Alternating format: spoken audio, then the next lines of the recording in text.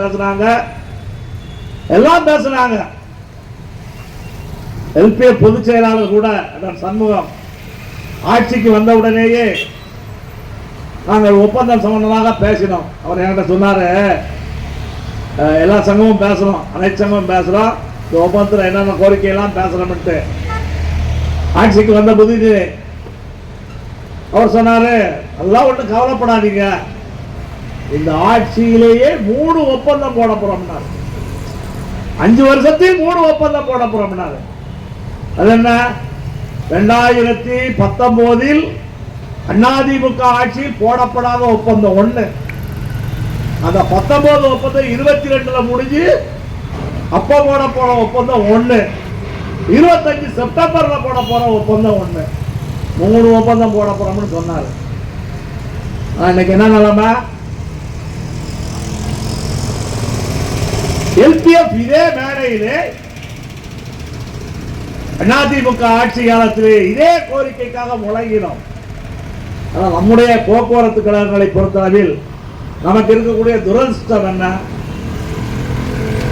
LPF ஆட்சிக்கு வருவதற்கு முன்னால் ஆட்சியில் இல்லை என்றால் தொழிலாளர்களுடைய கோரிக்கைக்காக, உரிமைக்காக தீவிரமாக போராடக்கூடிய தொழிற்சங்கம்.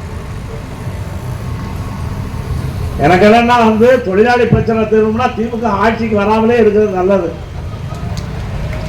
எல்பிஎஃப் கூட்டு இயக்கத்தில் இருக்கிற நல்லா போராட்டமெல்லாம் நடத்துவாங்க. ஆட்சிக்கு வந்து விட்டால் என்ன?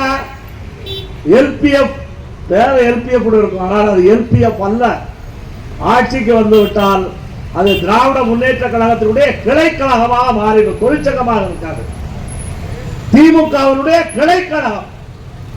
திமுக என்ன செய்தாலும், இந்த ஆட்சி என்ன செய்தாலும், என்ன அநீதி இழைத்தாலும், தொழிலாளிகளை வஞ்சித்தாலும், தொழிலாளிகளுக்கு எவ்வளவு பாதகங்கள் நினைத்தாலும் திமுக கிளைக்கழகம் என்ன செய்யுமோ அதைத்தான் இங்கே எல்பிஎஃப் செய்து கொண்டிருக்கும்.